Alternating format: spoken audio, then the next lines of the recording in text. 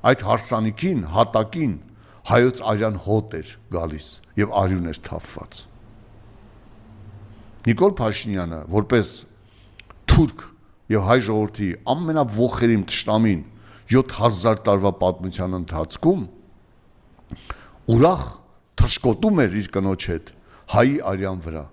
Ես այդ հարսանիքը անվանում եմ հայի արյան հոտով եւ արյան վրա իրականացված հարսանիք։ Ահա ամենասարսափելին։ Իսկ այդ 2.5 միլիարդ դոլարը,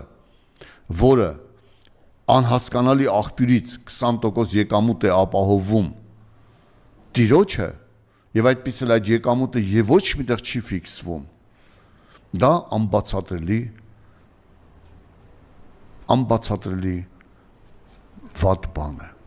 Հիմա ասեմ, ինչու եմ ես այսօր վերնագրում եմ իմ խոսքը